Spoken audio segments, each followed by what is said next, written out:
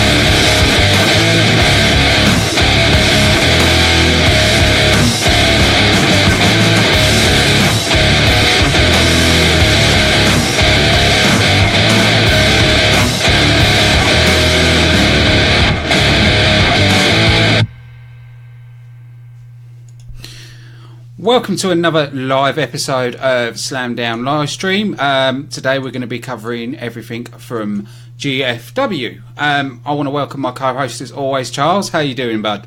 Hey, everybody. It's nice to be here, speaking with Ashley and letting everybody know what we feel about GFW Impact Wrestling going on.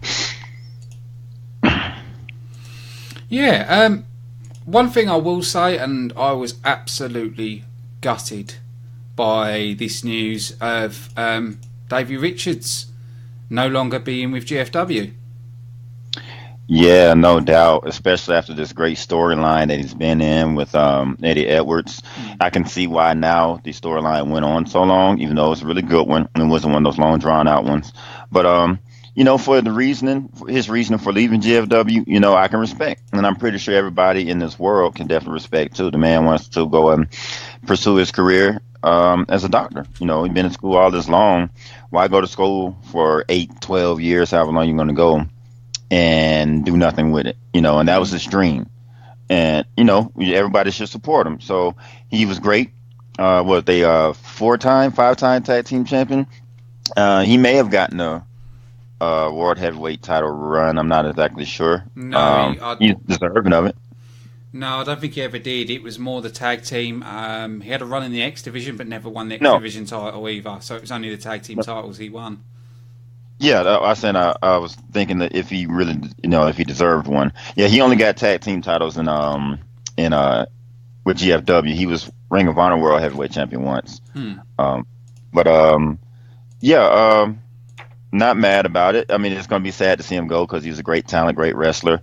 He and Angelina Love had a really great heel team faction, whatever you want to call it. Being there was only two of them, I guess you wouldn't call it a faction. But the Natural Born Killers were great, incredible heel team. I just wonder what's going to happen with Angelina now. So, but my best wishes out to Davey. Keep doing what you're doing. Go out there to be the best damn doctor you can be. And congratulations for living your dream. Oh yeah, definitely. He did give a look to GFW, and one of the matches that I will always remember was the Wolves versus the Team 3D versus the Hardys in a Full Metal Mayhem match. Now that has always been one of my favourite matches, and that's what I will remember for best from him. For good reason. I mean, incredible match between three incredible legendary tag teams. They all delivered, which is something David Richards did on the regular. He delivers. That's just what he does. And yeah, that'd be one of his most memorable matches. I believe this feud will be extremely memorable. And there's no way he'll be forgotten. Wolves Nation will never be forgotten.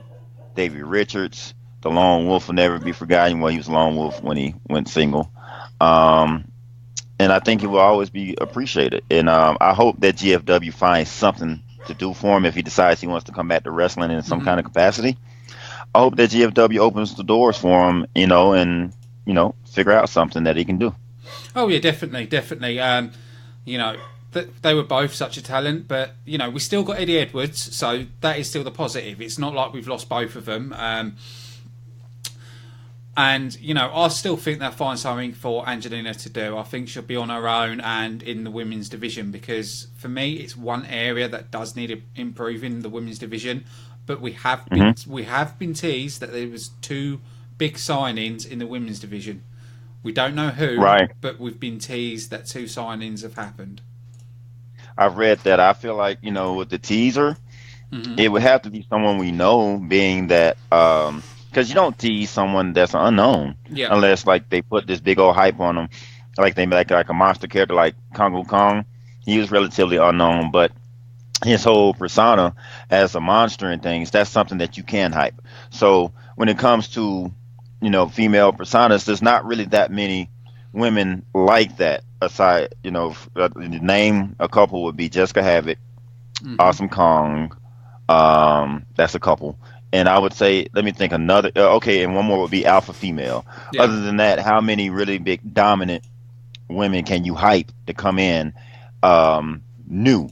So I would imagine that is someone that we've seen compete before in Impact, in GFW in the past, or maybe even WWE. Yeah, yeah. Because normally, when it comes to signings, as at the moment, they've been picking up a lot of indie talent and a lot of Right. unknown talent and building them up. Right. So it sounds from what they're saying that they're going to bring someone that's more established in to help with the knockouts division. But, they've got a lot of shoes to fill, because, we're losing Gail Kim. We've lost Jade as well. We've lost so much good female talent that they need to bring in women at that level to keep it as a good division. Agreed. Yeah, you do want to bring some high level talent, because if you're going to bring in more people like Ava Story, which she's improving, which I'm glad to see that, because a lot of times you don't get improvements. Yeah. Some of these signings in GFW, I don't get when it comes to the knockouts, but like such as Brandy. I mean, I get it. I don't like it, but I get it. But she's gone now. But you don't bring talentless people into your show. It's just crazy. I don't know why you would do that. Yeah. I understand Brandy because she was a big name and everything, but you just stop bringing talentless people. A global television show is not the place to be trying to hone your craft or trying to improve and get better. When it comes to the level of Ava Story, she should have never gotten on TV until she had improved. Yeah. This is you're not. That was totally the wrong way to do that. So hopefully, like we think and like we're speculating, it'll be 2 female talents that's known and that can elevate the division immediately. Yeah, I totally agree with you. And it's like with the Ava Story situation, what they should have done first is they should have put her on Explosion, let her get some experience, and also experience in being in front of the cameras, and then brought her onto Impact. I've said this for a long time. They should use Explosion as to develop people, to get people used to cameras, cutting promos and stuff like that, and then bring them onto Impact. I think that's what they need to do. Because, look at the... I'm trying to think of Reno Scum. On their first promo. They didn't know where to look. Nope. And the promo itself was good, but they were struggling. So... Yeah, they struggled. Yeah, they did. That's why I've always said, if you're bringing someone in that hasn't had experience, put them on Explosion for a couple of matches, then bring them to Impact. At least that way they're used to the ring as well. Because a lot of people are not used to the 6 sides. Right. It gives them a bit of practice in that, and also, and then put them on Impact. Right. You just don't want to put really, really raw talent out there on a TV show, especially when you're in a rebranding, rebuilding stage. It's just not smart. You don't do that. It makes you look bad, especially for people that have never seen the product, that can get a first glance, that can make a first opinion, and then you go out there and you see Ava Story in a match, and you're like, what am I watching? What is this? Yeah, definitely. So, yeah, you got to think about that. You don't want to do that again. Don't make that same mistake again by bringing in people that are not ready. You put them out there because there are new people that are going to check it out. You know what I mean? That's the whole purpose, to get new viewers. So you got to give them something to see. Oh yeah, definitely. You know, there is one talent that I've been trying to find out if she's signed or not, because she's appeared 3 times on Impact. She's not giving anything away, but one I do hope that is signed is Amber Nova, because I've seen her in Impact. The match against Sienna, we didn't see much, but even if you look on YouTube at past matches at other shows, she's a phenomenal talent, and she's only been training for 2 years. Oh yeah, I saw when she did her interview with us. I went and checked some matches out, and I was impressed. So yeah, I would definitely like to see Amber Nova sign with Impact. With GFW, being that she's already had 2 matches. She's had a match against one was a squash against Sienna. Yeah. And one was it wasn't a squash against Ali, but she showed some stuff. She showed that she's a real true wrestler instead of someone to just to squash match after match. That's very apparent because they brought her back. And I just hope that they can sign her, and get her to showing what she can really do and be a contender in the knockouts division, because we need contenders. And I like her. She's really personally, she's a good person. She's sweet. She's down to earth. She loves cars. She's just the type of person that you want in your company. Especially when it comes to the GFW. We want people motivated. We want people that have a good attitude. Everybody at the El Patron would have a bad attitude, but he's been like a flag bearer for GFW since being here, and that's the kind of thing that we want to continue in. And I believe Amber Nova would be a perfect person to continue in that. See, the one thing, and I'm going to say it because you said about Alberto, is what GFW needs to try and do, and even Paige's family, is split them 2 up, because from the outside it looks like a toxic relationship. And all the bad press that between them 2 is going to affect GFW. But it is bad. It's funny, and I am going to bring it up. But people have said about GFW's got Alberto, he's this, he's that. But now it's coming up that their charges are going to be pressed against Paige. No one's saying the WWE this, the WWE that. Do you know what I mean? That's the nature of it. It's just so stupid. It's because they were so ready to bash GFW and just call for this mass firing of Alberto El Patron. Thank you, Tom. And just call for this, but now you got no one apologizing. You have no one doing anything to try to clear his name. Nothing. I'm gonna be politically correct this time and not say what I want to say. So I'm just gonna leave. I'm gonna leave it at that and be like, for everybody, all the pundits that were against Alberto El Patron before they knew any information, before there was an investigation, and even on the video, on the audio, you can hear Alberto El Patron clearly saying, "I'm going to call the police on you for what was it? What was he saying? I'm going to call the police. You struck me," or something like that. It sounded like Alberto was the victim on the tape. Yeah, but I will flip this. He did say something that would provoke Paige. Paige's uncle is got cancer again and dying, and he said a really wrong comment, which anybody said a comment like that, you'd flip. You would flip. Oh, yeah. There is 2 sides to this, but I just think... they'll definitely. But they're both at fault, obviously. Yes, whatever's going on, they both need to grow up, or like you said, just go separate ways. Yeah. Oh, definitely. So the little thing that annoys me, and I am going to be doing a vlog on this, is social media.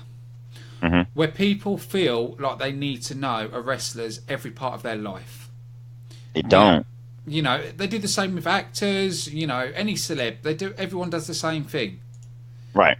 It's people are playing a role or doing a job. You wouldn't go up to someone who works in a shop, follow them on Twitter, and want to know everything about their life. I think it's go on. Go ahead. It's just people that really don't have anything going on in their own lives, mainly because if you had a personal life of your own, that you had a lot going on and stuff to deal with, Why would it be so big of a deal to be following somebody else's life that is not thinking about you Yeah. in their life at all?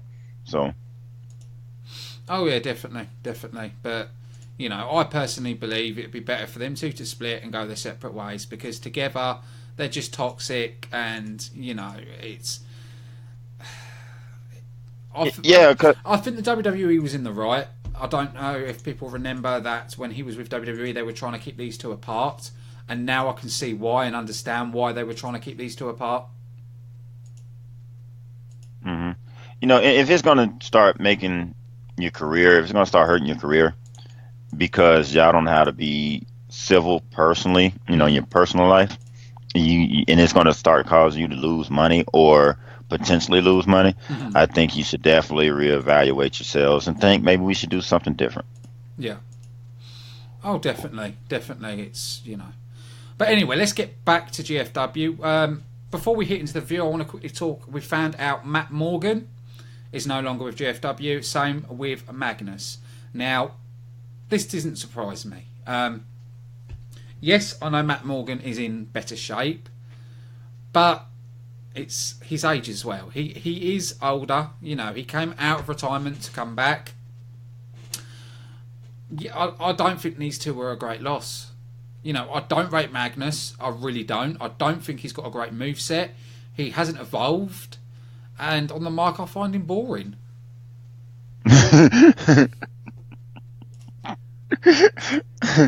Well, You've got to admit, paint drying is probably more interesting than one of Magnus's promos. he's never been a very charismatic guy. The draw for him was always what he could do in the ring, being a big athletic guy. Hmm. You know, most of his promos, what they were. They was him screaming, him yelling, and all that. Yeah, he doesn't really have a whole lot of charisma. And like you said, I'm not surprised by it either. I I'll have to agree with BQ of the King of the Mountain podcast. I listen to his podcast. He's been on the show. Yeah. Ooh, excuse me.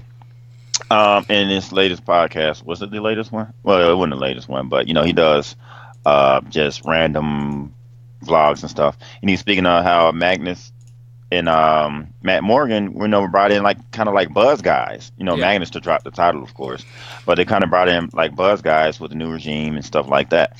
And I mean, I'm not surprised by it. Like you said, it's not like he was going to be someone to bring a draw to GFW, someone that people are going to flock to the show to see, anything like that. Same thing with Magnus. I mean, their buzz had fallen. It's not like Magnus had a hell of a lot of it anyway. Matt Morgan, he lost his buzz years ago. Yeah. Anytime you're at a hiatus for that long, it's never good for your career unless you're like John Cena or somebody. Then it doesn't matter.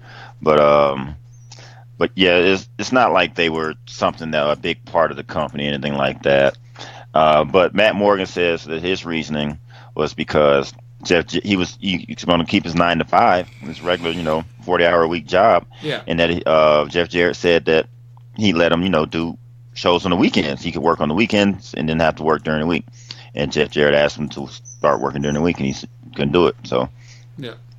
I get that too. Oh yeah, I do. I don't think they'd be badly missed. One person that I do think they did well with, and I was the type of person that when they said Scott Steiner is going to be in GFW, I was like, oh my god, no, please no. But I will give it to him. They used him correctly. It was only just for this one match. They weren't pumping him every show, Mhm. and I didn't mind that. It was like, again, it was just another nostalgia. Yeah, I'm glad it was just a one-off. I'm very glad. I'm happy about that. Oh yeah, definitely. With his age and he's lost a lot of his muscle. And he just doesn't look right. I said the same when WWE did Goldberg. It was, yes, I get why they're doing it, but he That was can't bad. go. He hasn't got the cardio. And I was a Goldberg fan. I put my hands up. I was a big Goldberg fan, but now he's Me not. too. He's not in the shape that he was. For him to ever return again, he needs to spend a long time down the gym, do his cardio, and be able to put on matches like he was able to do in WCW. Agree. I agree. That's crazy. You said that about how you were a Goldberg fan, but now it's like you're like, it's because me and a wrestling buddy of mine named Maxwell Rankin. He was a big part of Impact Fan Nation for a while, but I when he came back, I had like lots of things. Well, not lots, but I had things to say, but that they weren't good. But they weren't bad. I wouldn't bash them, but it was on the lines of what you said. Like Oldberg is here. He doesn't look good. He can't do what he does. He was sweating after just walking down to the ring, pretty much Yeah. after doing a few moves, and that's why he had all those quick ass matches because he couldn't do it. Um, so he was like, we was messaging one day. He was like, said something about hating on Goldberg or something like that. I said, no. I said, Goldberg was one of my favorite wrestlers when back in the day. He's like, what? I'd have never thought that y'all was bad. I said, no, just because now I think that it's a bad idea to bring him around doesn't mean that I was a fan. Because just like you said, in his heyday, huge fan of Goldberg. Yeah. But to bring this Goldberg back and put titles on him, nah, not a good idea. Don't like it at all. It's almost as bad as WWE bringing Khali back. Right. I had to go there. So that just goes to say, if GFW would have decided to keep Scott Steiner going as an active roster member and done something like put titles on him, that just would have been like some of the dumbest decision making you could have done, and I'm glad they didn't do it. The one off was perfect. Yeah, precisely. I'm actually going to refer to one of the comments because I agree with it about Bram being not used enough, and I've said this before. Bram was rated as one of their top guys. Even Stone Cold Steve Austin was praising Bram, and now he's not on. Since the end of the DCC, we haven't seen him. Yeah, last thing we know of is when he went over to Noah for the tag team global tag tournament, and then got suspended from the global tag tournament for basically nothing. But yeah, that was it. See, I like Bram when he was the psychotic Bram, when he turned on Magnus, and some of the promos he was doing and the in-ring action was amazing.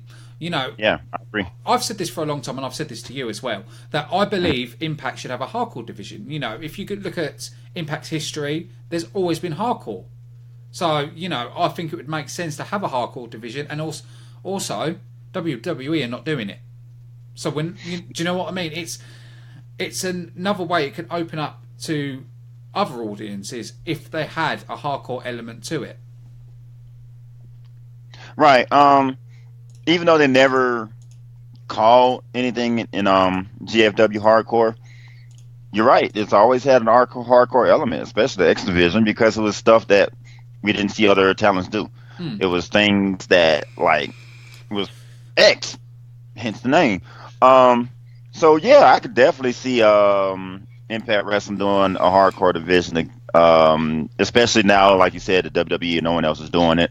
It would be different, innovative. There are lots of talents that are in other organizations that we partner with. That GFW partners with, and then right now inside the company, perfect example being Bram. Why you brought it up? It would be perfect to put a hardcore title on Bram and let him run amok, because that is the Bram that everyone likes most. Yeah.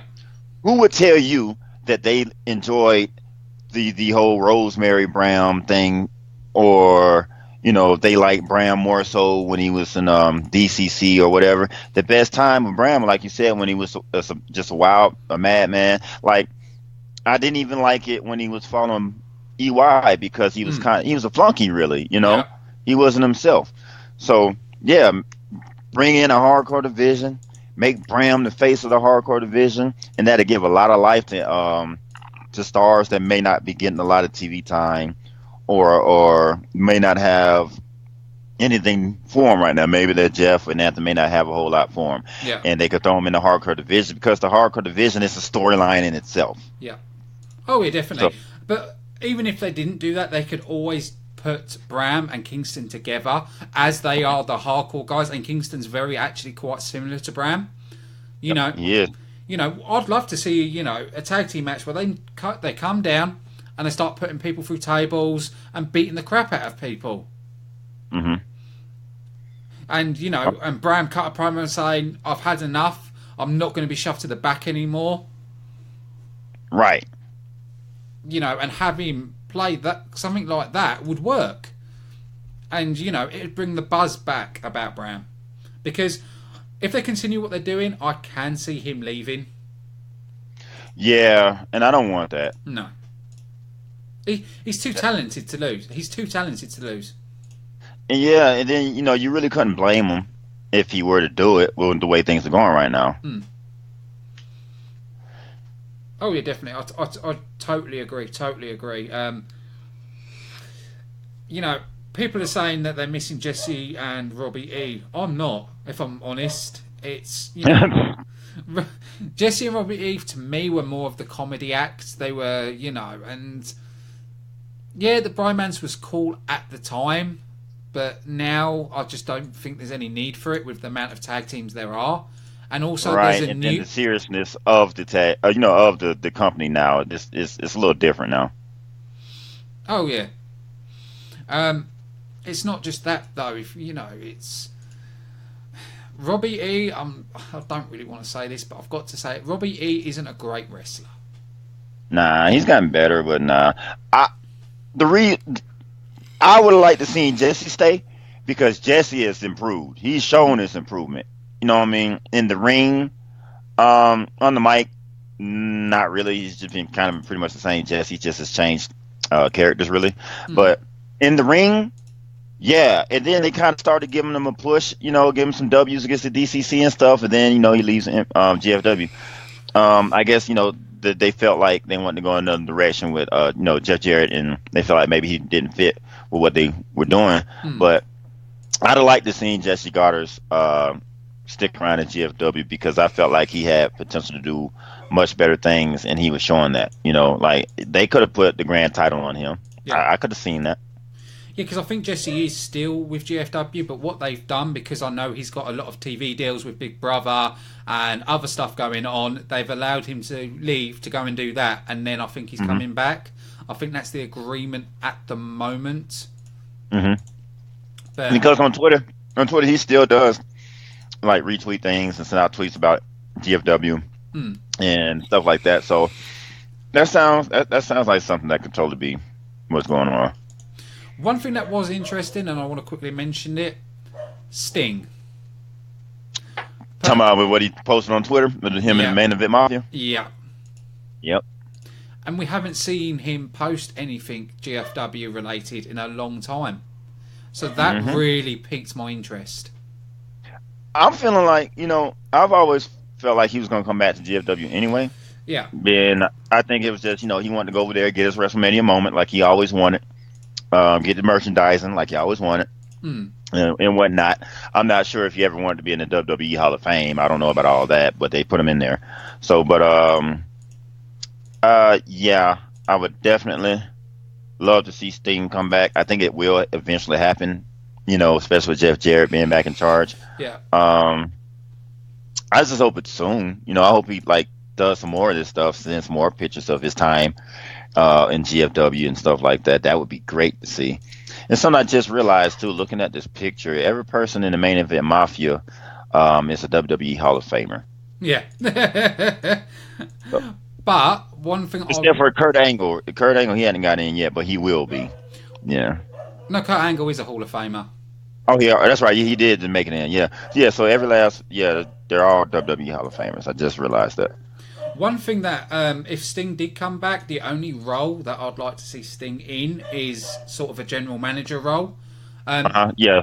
Because he can't wrestle, and to be honest, I don't want to see him wrestle. He's past his peak. I'd rather see him playing the, even if he played the Joker role in the as a GM or anything like that. He's even admitted, that was his most fun.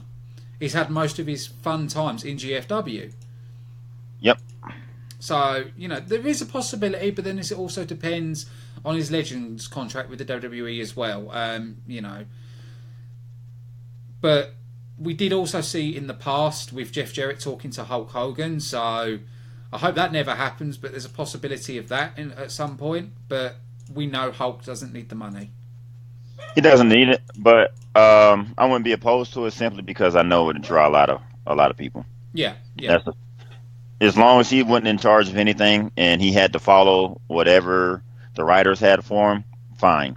But him writing or leading some kind of direction, no, goodness no. And no Bischoff. If anybody puts Bischoff in GFW, I will stop watching. Ah. I will instantly click off. You know, it'd be as bad as Vince Russo joining the writing team. Just no. Just no. We don't want do it. Don't do it. We don't want it. We don't do it. We do not want that. No. Not at all. You know, it is partly thanks to Vince Russo. You know, we lost Spike because Dixie kept bloody hiring him as a consultant. Yeah, they told him that as long as he was, employed, they didn't want him to be an employee. She gonna freaking hide the man, really? Hire him, and that was just incredibly stupid. I don't get that. Oh yeah, it was I still think he's been working for WWE on the sly. You know, they did Alexa Bliss against Bayley in a kendo stick on a pole match. You know, that's definitely sounds like Russo to me. That's a Russo staple right there. Sorry, in Vince Russo's eyes, if it's on a pole, it's a good match. Right. Put it on a pole. It's going to draw. Whatever. Actually, we just had a flag on the pole match as well on SmackDown. So, maybe Russo's working in the background. He could. He might have something to do with it. It's possible. It's possible. I'm trying to think if there's any other news bits that I've missed. That's it. Rey Mysterio. Yeah.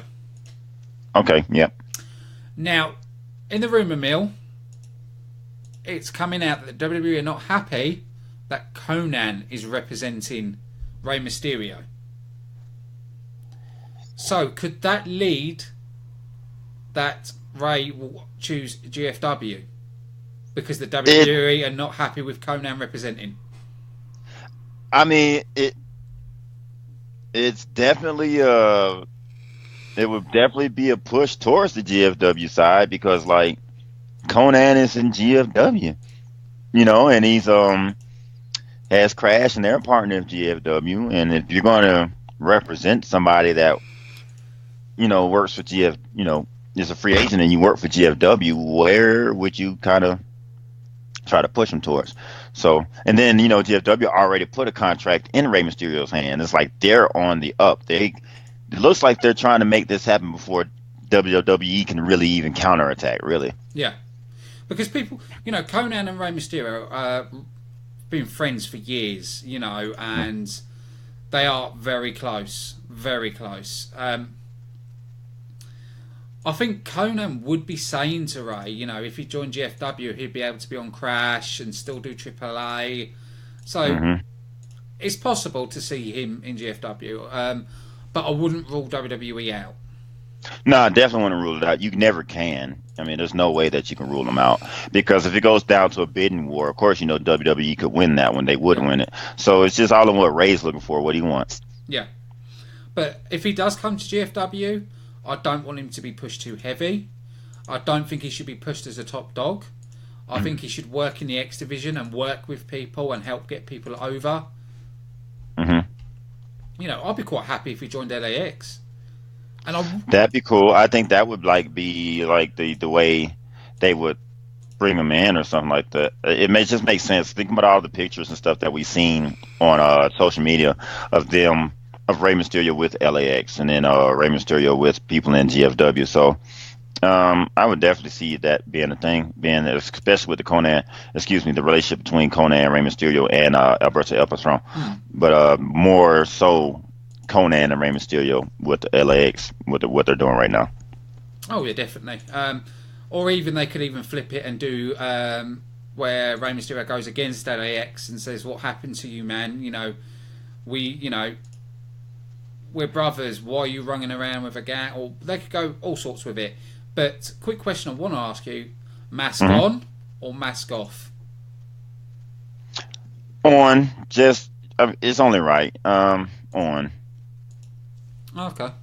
I've seen someone said about having Rey turn on Alberto and join LAX. Now that is a good idea. I like that. Now if he's an LAX, mask off. Yeah.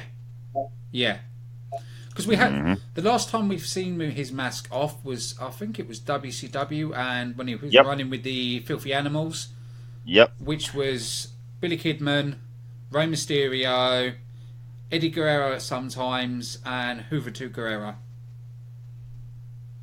Yeah, that was a pretty good fashion. That's when Hoover Tool he lost his mask too, Hmm. and all that. That's when he first took it off. With a group like LAX, it would make sense to kind of shed the luchador Yeah. kind of and take your mask off and go with it. Oh yeah, definitely, definitely. And it'd be something different as well. To see him go heel and to go into LAX would be Hmm. different because we haven't really seen much of a heel Rey Mysterio in his career. He's always Nope. played the good guy. It's like the whole Hogan thing, when Hogan, he always played the good guy. He never played a bad guy until he Uh huh. joined WCW. And it was incredible. The most historic thing ever. Oh yeah, it was. It really was. Um, but after all that, I think we should dig into the review and start reviewing Impact. Yeah, this was a really long pre-show, I guess you want to call yeah, it. yeah, our version of a pre-show. We'll go with Yeah. that. Thing is, we won't get cancelled.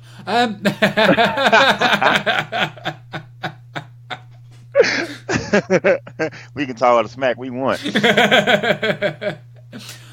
We saw it. Impact opened with Alberto's father, a brother, arriving at the arena, and then they were warned by LAX. We saw Dos Caras being told to get Alberto to join LAX. Now, I've got to admit, LAX is my favourite group in Impact.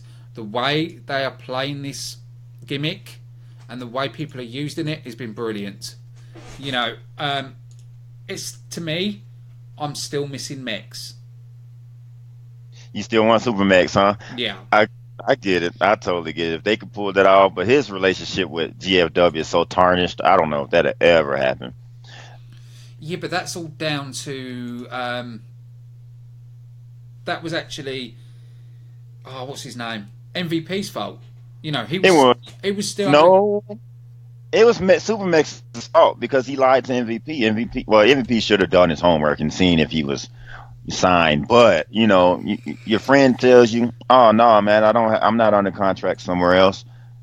You're gonna believe it. yeah. So I blame Supermax because he ended up getting MVP fired. He is the one reason why the BDC was no more and all that. And I just think that was the case of Supermax being a really messed up friend and not keeping it real. I understand he wanted to be back in GFW, where he got the most shine, where he was in LAX, where his career was the best he's ever had, but not like that. No. And it kind of backfired on him, to be honest. Oh yes, it did. Like think about it. If that had never happened, think about what LAX would look like now. Yeah. Yeah. Oh yeah, definitely. I do think the LAX do need that big, strong guy. Hmm. I'm still hoping that you never know. They might be able to get Supermax, and he comes in one day. I think it would, because then you've got the originals mixed with the new blood of the LAX, and Supermax can be pushed to be a top guy. I believe he has the ability. When we see him jump over those ropes, it was like, God damn, Right. how can a man that big fly like that? Without a doubt. Like he was in the world title scene for a little bit, not very long. So I could definitely see her doing it again. He could Mm. be in the world title picture. Um, of course, he would be perfect for LAX again, and then that way maybe we could possibly see two tag teams out of LAX. The original LAX tag team of Supermax and Homicide, Mm. and then we got your GFW tag team champions of Santana and Ortiz. That would be like really nice, really legendary. Who could really be able to do anything with LAX then?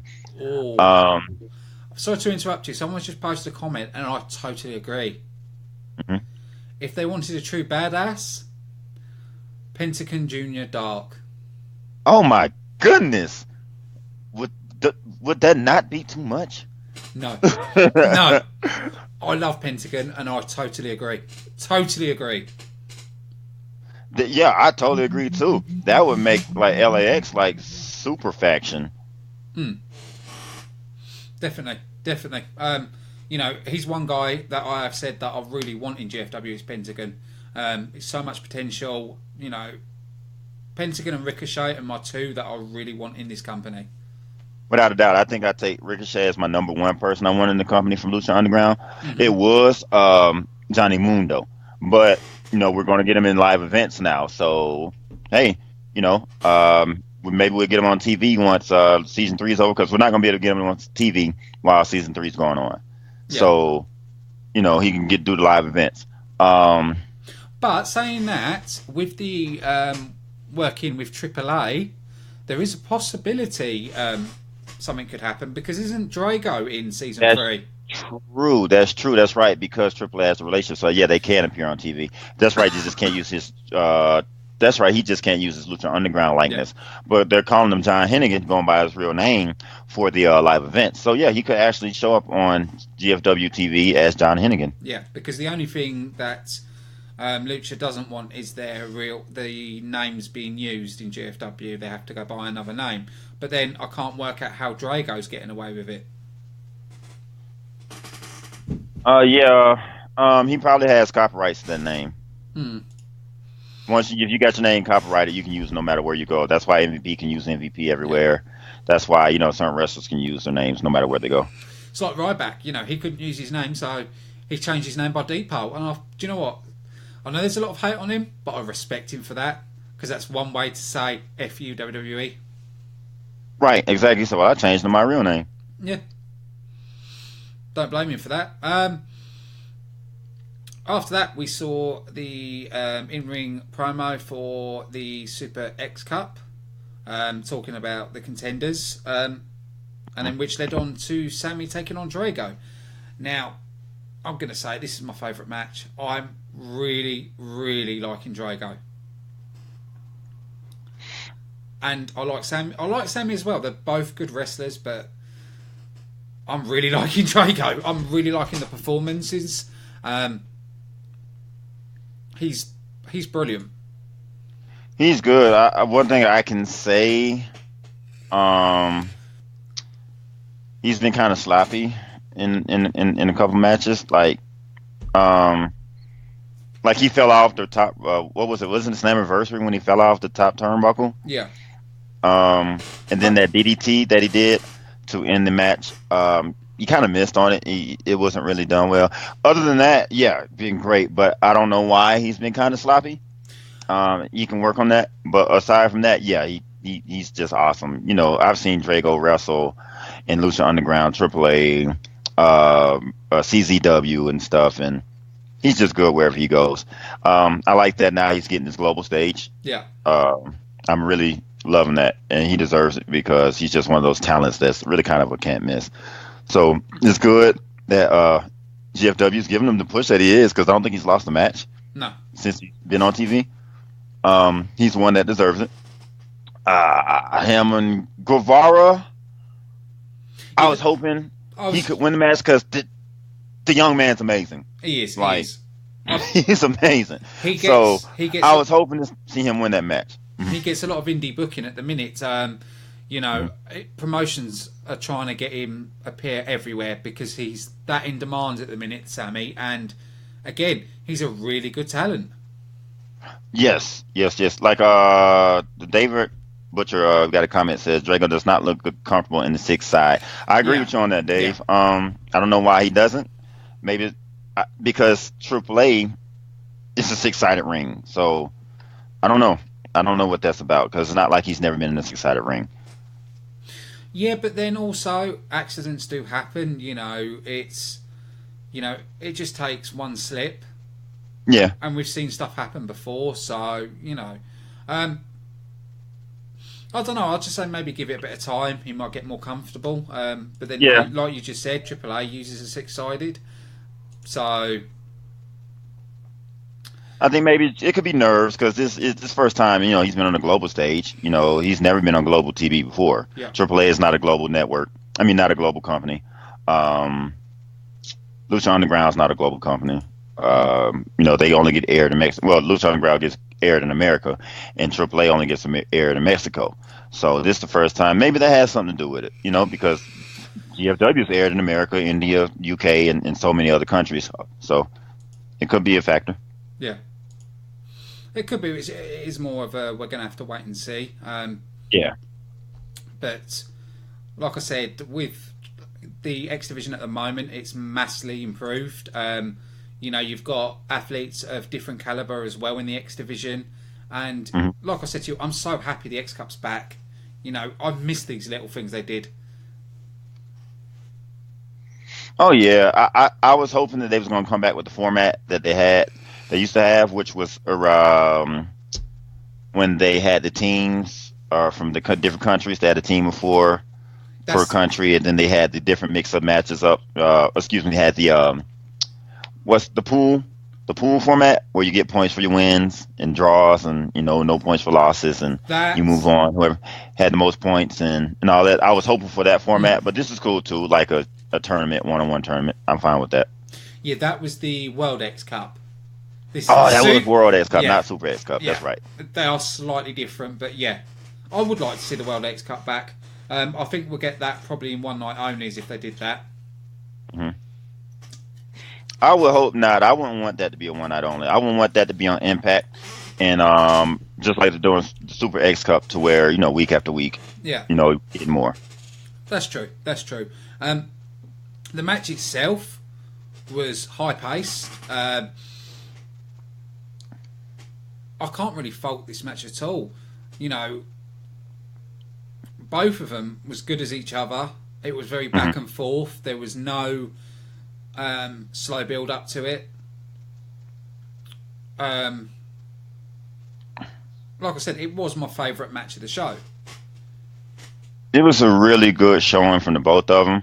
Mm. Um, the only thing I don't like is when things don't go fluid. There were a couple times where Sammy was kind of like, I guess, kind of like being a little too showy, too pretentious, Yeah. and you had Drago just, standing there waiting for him to do the flip or the spot, And I never like seeing that with people waiting on spots. Be more fluid, be ready for it to happen. Don't have your opponent sitting there looking up at you, waiting for you to flip. Or what they could do is a different camera angle.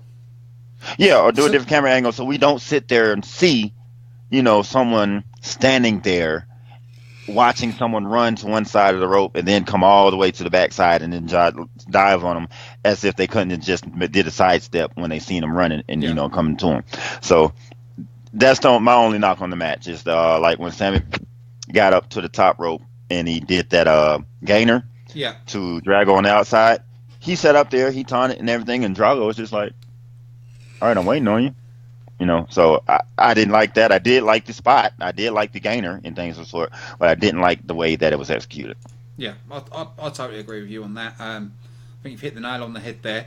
Um, but again, it was a solid match. Hmm. Now, probably I'm going to say the worst match was Sienna versus Amber Nova, and the reason I found it was the worst match is I would have liked Amber Nova to have a bit of offense.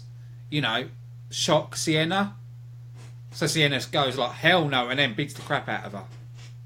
Yeah, I didn't like the squash. I didn't like the total squash. I'd have much rather had it the way you said, where Amber Nova got some offense in. If it was someone we hadn't seen before, Hmm. if she hadn't gave us a pretty decent showing against Ali, I can see the squash, the complete squash, but nah, I didn't like that. I just didn't. And then I know it was just the further storyline. This whole Hmm. Karen Jarrett, Sienna thing was the start of a new storyline, sort of, I Yeah. guess, because they kind of left it alone before Sienna won, unified the titles and stuff, and then now they're getting back on it. Um, I don't like Karen Jarrett on TV. She's just not good. She's not a good character. She's not a good TV character. She's Hmm. just not. Um, I hope this doesn't last long. I really hope Karen Jarrett isn't on TV week after week. Yeah, same here. Um, I do feel like they could use someone else. Hmm. Even when Gail Kim retires, have her be in control of the knockouts on screen Hmm. because she's someone that's been a knockout, and so I think she'd be a better in-ring presence than Karen Jarrett. But I did like the after of the match where we saw, Laura Van Ness come out and attack. Ali came out, Rosemary, and the brawl broke out, and then we saw Gail Kim come down. But I do think Laura Van Ness will be changing. Yeah, and I think it's about the time now. It was good to see Gail Kim back. It was surprising. It surprised me. I didn't expect her. I don't think anybody did. The crowd, Mm. she got a big reaction out of the crowd. I guess we were all expecting not to see Gail for a while after she said this is going to be her last year. She's going to be retiring after this year. So I didn't expect to see her back this week. The Yeah. very next week back in action. So I was like, cool, okay. And everybody else felt the same way because the Impact Zone was on their feet. Oh yeah, definitely. You know, I think this is. We know it's going to be her last run, and I want it to be memorable. So then she goes out, at least goes out on top. But I think it is going to build in time for Gail Kim taking on Sienna. I think that's the way it's going to go. You think she have one last title reign? Yeah. Oh Okay. yeah. You think they might go with the angle of if she retires the champion and then they have to have like a tournament for the new champion, something like that? Hope not. I really I hope hope not not. too.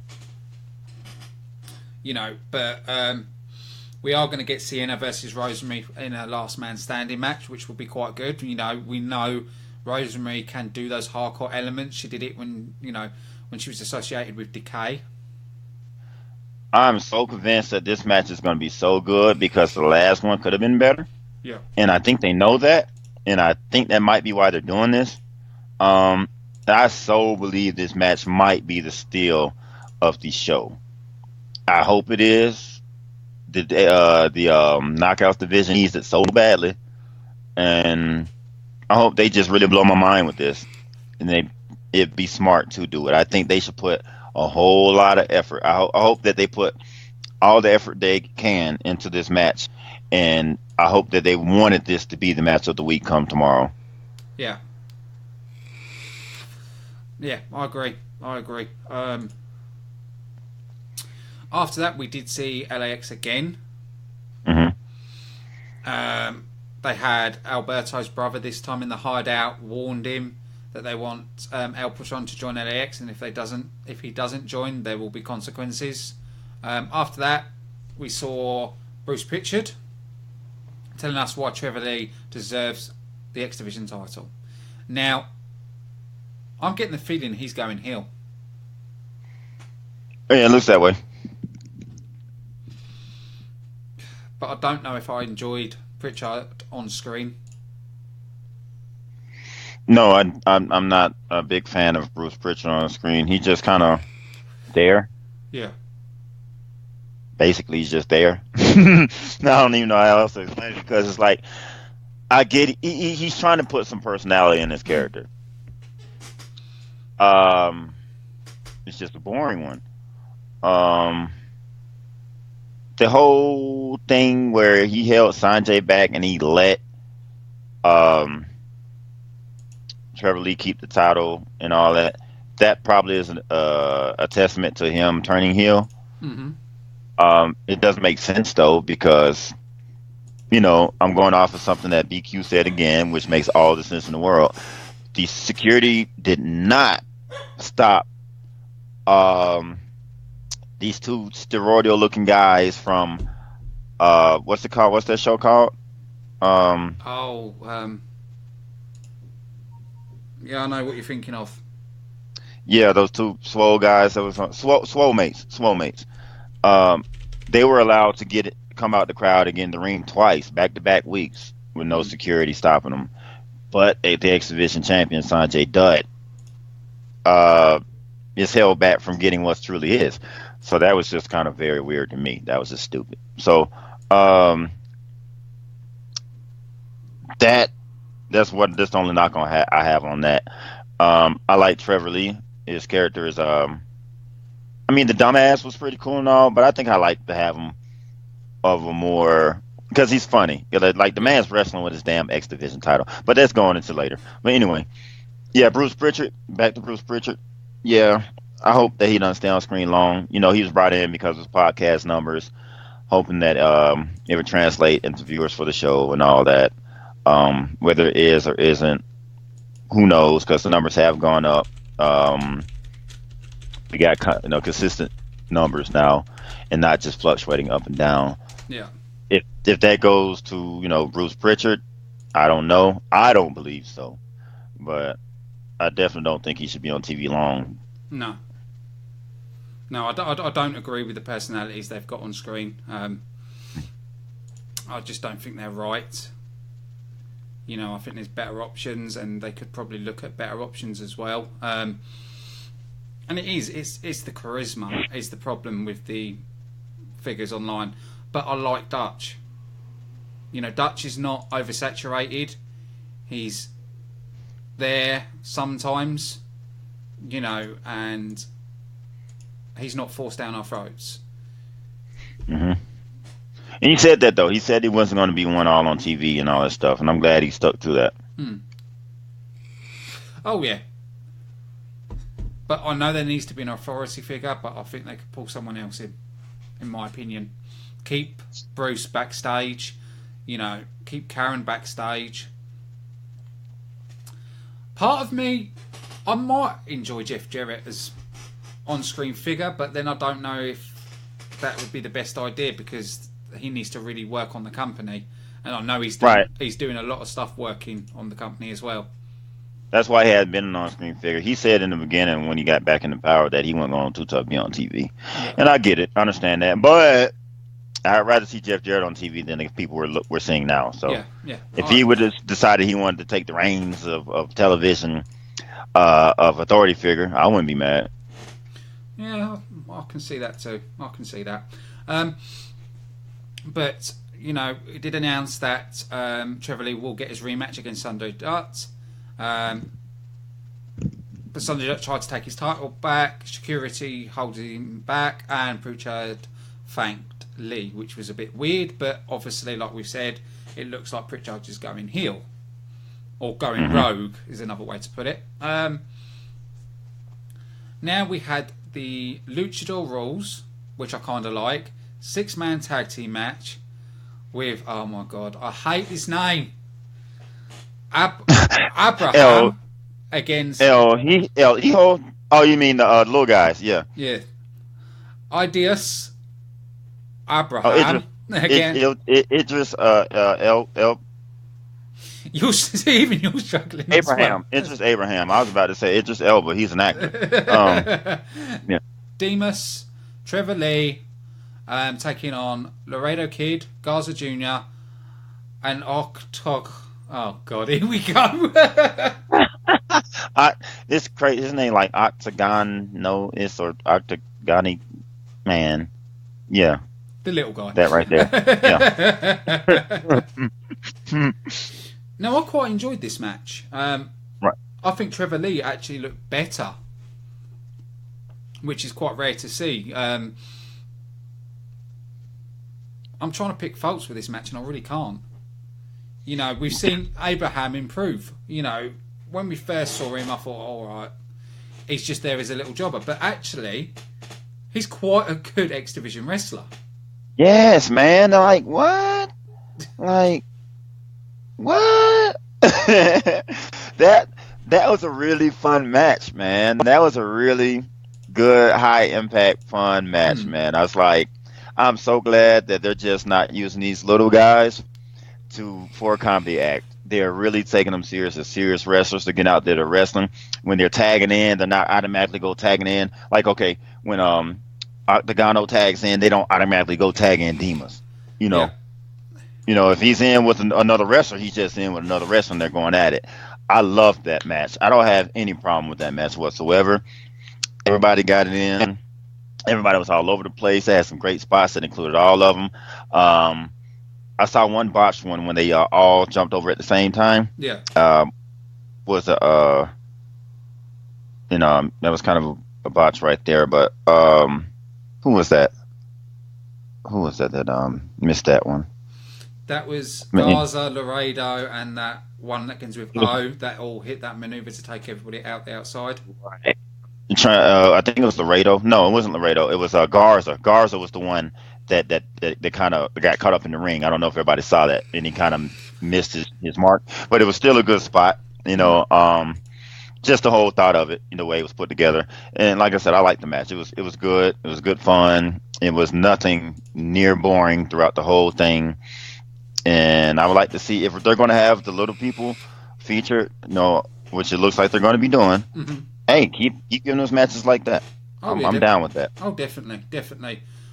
We did see it was Gaza, and oh god, hang on a minute. Laredo Kid, Gaza, and that one begins with I won the match in the end.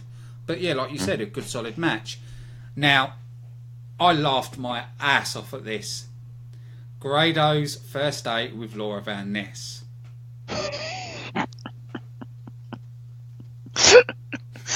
Lord, yeah. Keep going. Normally it's Grado that's the gross one.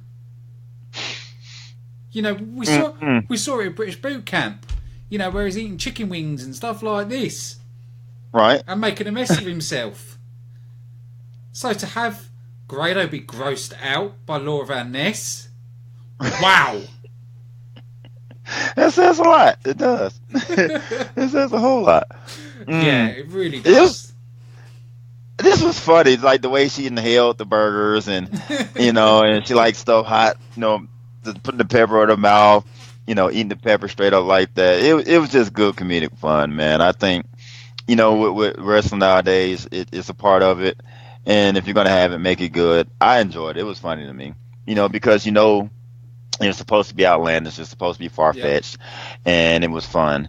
And I think people that, if anyone really picks this apart and really, really wants to really rag on it and all that, get a sense of humor, because damn well this wasn't supposed to be serious. It's supposed to be exactly for what it was worth, and it wasn't corny. So I mean, and it was kind of corny, but it was meant to be that, and in a good way. So I have no problem with it whatsoever. It was cool with me.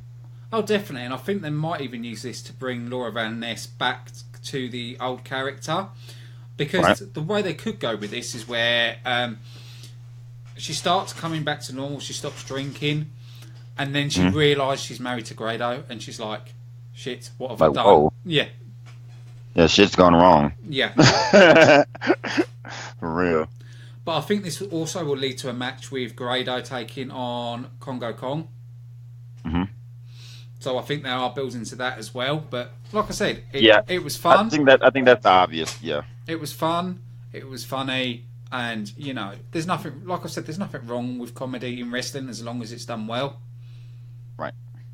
After that, we was back at the LAX hideout, and they were holding Alberto's father, telling him to convince Alberto to join LAX, or there's going to be hell to pay. Now I've changed my mind on my favourite match of the show because I forgot about this match. Matt Sydal versus Loki versus Phantasma Freeway X Division match. I'm going to let you take it. This match was like everything you could ask for out of a three-way. Just listening to the names itself, and you close your eyes and someone tell you, okay, we're going to have this match, Matt Sydal, Loki, and Hijo El Fantasma, and the four people that know him as King Cueno. And I know you can just imagine top rope, left, right, outside, inside matches. I mean, it was good. I mean, it was just damn good. It was the match of the night for me, without a doubt. Match of the night for me. Sydal is definitely going to be X Division champion one day. That is obvious. Yeah, he deserves that anyway. I think it would be wise to keep Phantasma on television a lot, like a lot. In the X Division, he needs to be a staple. All three of these guys need to be, well, low key is already a staple. There was nothing wrong with this match.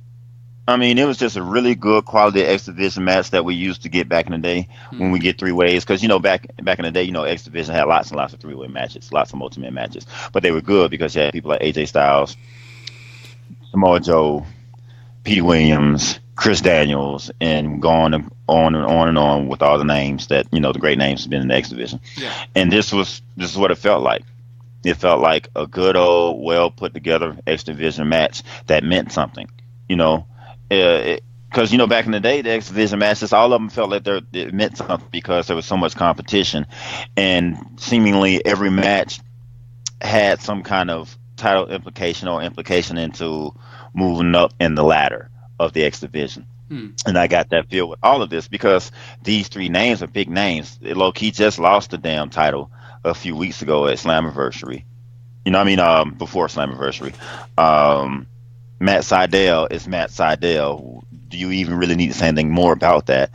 He's been paving a hell of a path since coming to GFW, gaining W's and stuff. And El Hijo Fantasma is just an incredible worker. Yeah.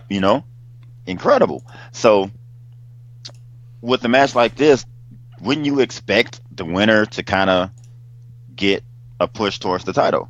And to have that feel instead of like before Jeff Jarrett came back to where X Division matches was just thrown out there for no reason and just throwing talent in there, and the matches were pretty much boring and they meant nothing.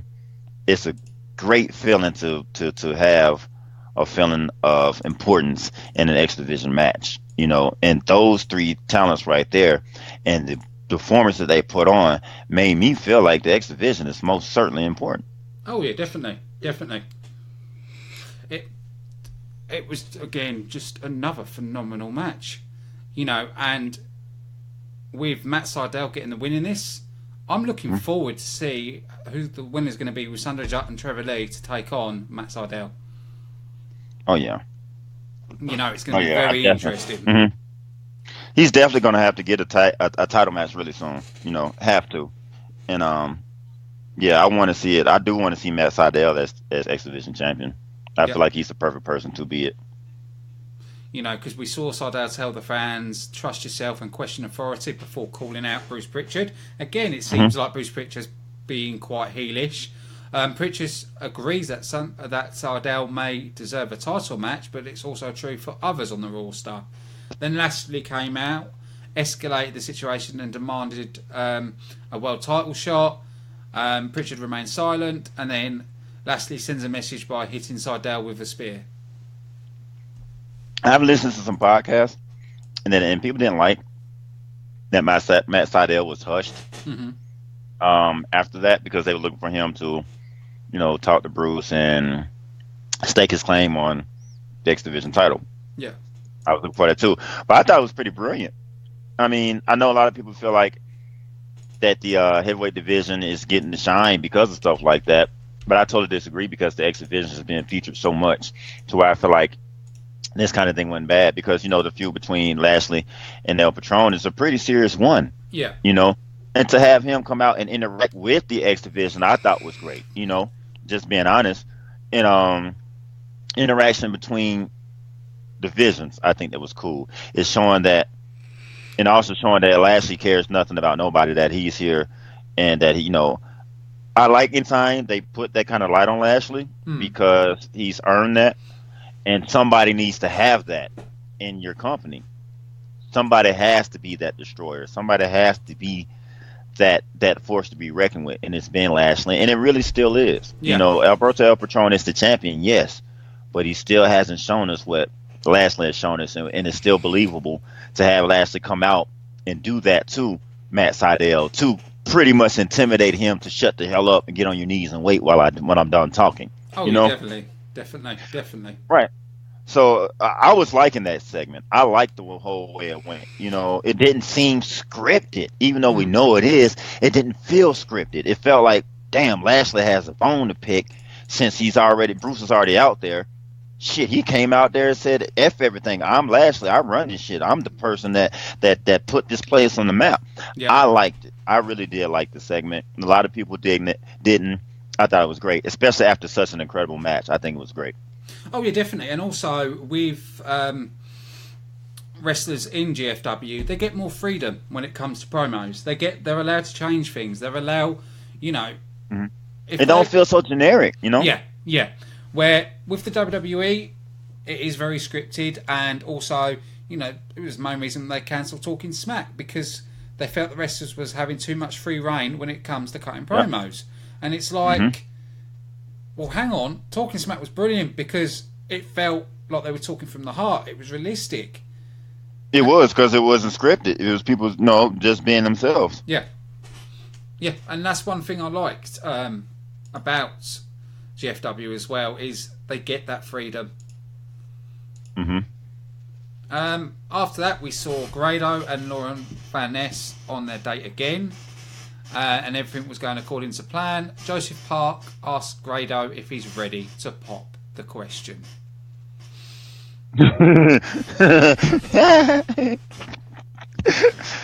Shit. I get it because he wants his citizenship.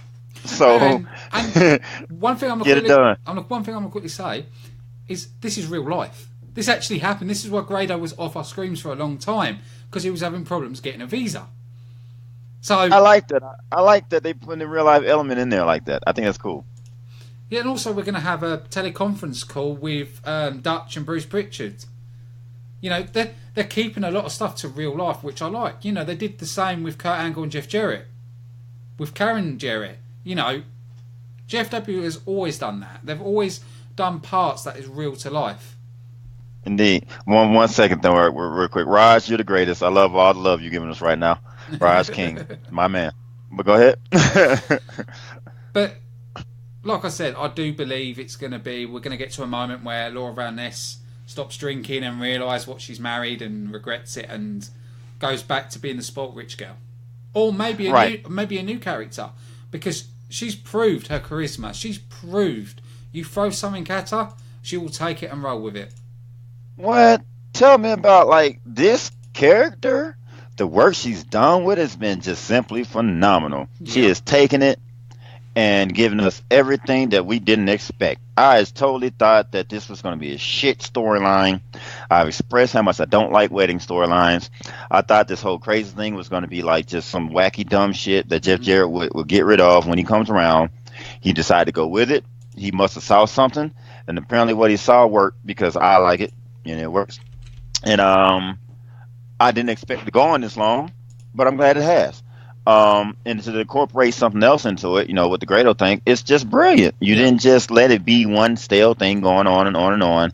You know, you being upset about the marriage thing with Braxton and all that. If that just would have been the whole tale from here on to who God knows when, I'd have been upset. But instead, they took the character of Laura Van Ness, the hot mess, and continued it with something else. Yeah, and it was cool. I like it, you know. And yeah, it there will come a time, and I'm pretty sure it's soon, to where you have to, you know, do something with the character, because it's going to get stale eventually. No matter how good it is, it's the same thing with the broken gimmick and everything else. It's going to get stale eventually. Oh, so, yeah, I think that's the way you talked about it. It totally sounds like something that could happen. It's very logical. It goes along with, you know, the storyline that's going on now. I mean, by then, Grado would have got a citizenship. He's good to go. And it'd just be funny to see how the interaction comes together when she comes to. And like, I married Grado. Yeah. You know, and just to see what comes of that, sweet. I'm ready for it. And also, Grado's known for his comedy as well. You know, he's got so much charisma. Yeah, he's not a great wrestler. I will admit that. But it's the character he plays that makes it so good. It's like Hulk Hogan. Great charisma, bad wrestler. And wrestler. And if anybody disagrees with me, his finish is a leg drop. Enough said. But it's the charisma that makes him. And same with Grado. It's the charisma that makes that character. But after that, we had Eli Drake, and with Chris Adonis taking on Eddie Edwards, EC3, and Moose in a 4-way non-title match. Please, please, please let Eli Drake bring dummies back. Please, please, please. Yeah. Please. Please, we're begging you. Please, please, please, please. I like Eli got the win. That was the thing I enjoy most about it. Eli got the W. It was a short match. It wasn't long. I'm pretty sure because of time constraints.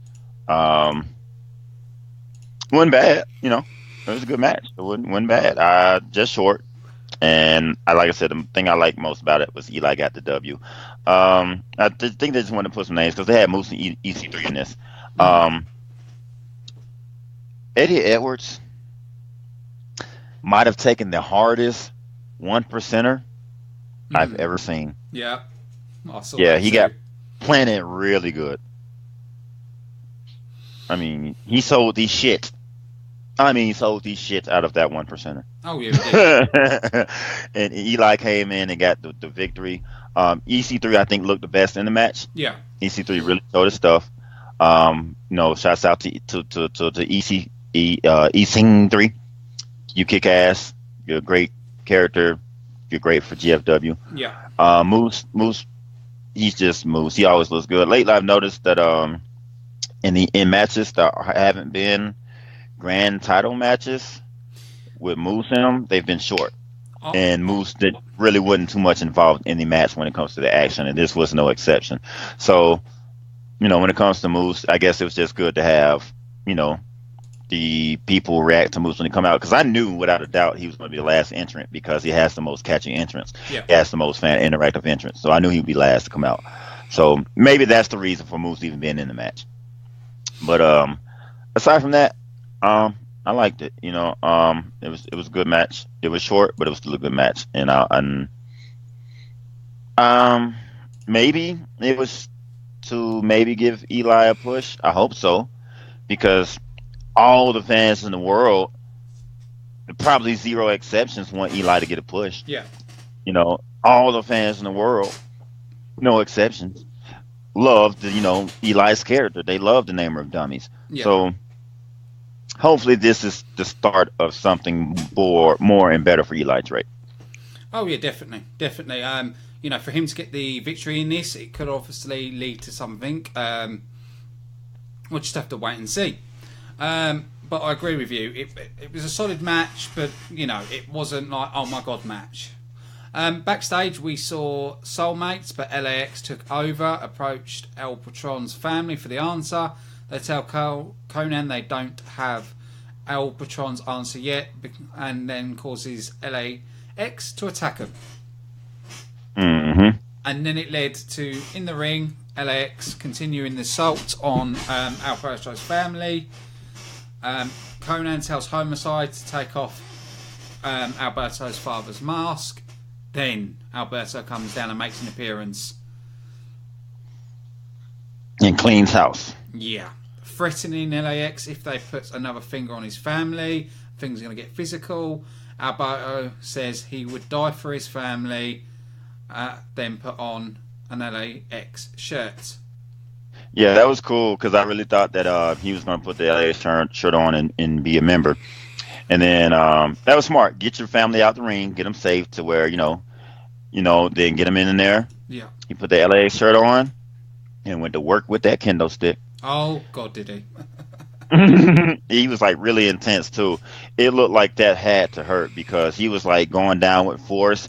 He wasn't doing like your normal slapping half the body and slapping the mat type of swing. It was good connection everywhere, every single time, and it really gave us a lot of realism. It made us it made the feud look really intense. It made it look like El Patron was extremely mad about his family being toyed with. It made it look like, is this kayfabe, or is he really just this mad? He sold that so well. I might want to go, like send him a tweet like, bro, are you okay, man? You want me to join up with you? Because that's just stuff. I mean, so he played that role really well. He delivered with that. That was a good segment, because the way I was kind of bored at first, because it was the last segment of the show, and it was kind of drawn out, but it got more and more intense, because Conan's and Patron's interactions are good. They really know how to interact with one another and make that feeling. They give us emotion. Yeah. You can really put yourself into it and your heart into it. You can really feel like, damn, he mad and he shouldn't have done that to his family, man. And whatever's gonna happen, man, you deserve that shit, Conan. You make you feel kind of like you're watching a soap opera, really, the way they interact. Oh yeah, definitely.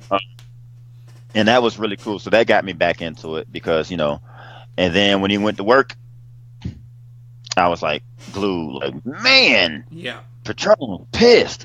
And when so I I liked it. I normally don't really like long segments, but you know, to me, Patron and the Conan made it worth it. Oh yeah, definitely. And when he came with that kendo stick, taking everybody out, was brilliant. Hmm. I'm looking forward to see what happens next week. It's got me excited. There was a question in the comments where someone has said most of the people spoke bad about Jeff because he changed TNA into GFW. What do you think? Now, I understand the name change, and it wasn't Jeff Jarrett's plan to change name. It was Anthem. Hmm. Because he was quite happy with TNA and has said in other countries it doesn't have a double entendre. Right. But Anthem was advised by a specialist because of all the bad social media, all the bad stuff tied with the TNA name, it was better to drop it. Yeah, because right now you're already big in other markets. We're big in Yeah, India, big in the United Kingdom, in the international scene. Um, and in America with the double entendre, and then the place where you have the worst taste in the mouths. yeah, America are the worst impact. I mean, excuse me, GFW fans. So you got to kind of cater to them now because you kind of already got what you need overseas. yeah, So in order to kind of pacify, satiate things really, yeah, go for it with that move. And then and it goes with the company. It's a global company now. Look yeah, at all the relationships we had beforehand. Yeah, we were globally viewed on television, yes, in that aspect. But now GFW is a global company in the aspect of talents, relationships, and everything. It's global. You know, it just totally it goes with it. It's super fitting, and it takes getting used to for some people, but it's right. The only thing I say is I think people are kind of like rocky about it because they just went through a branding yeah. of Impact Wrestling. So I can get why a lot of people speak bad about it on that aspect. I don't agree with it, but I see why they do it. Yeah. One thing I will say is still part of me hopes they will go back to red and black. I loved it when it was red, the fire, the energy. Um, I'm alright with the blue and green, but I like the old red style, so that's just me. But I do too. even still, the product itself is improved. Now I'm used to the GFW name, I'm not bothered by it. Because it's not like it's GFW taking over and everything's going to be GFW. They've merged both together and they're keeping the Impact show name, the Impact pay-per-views. It's just a name they've changed.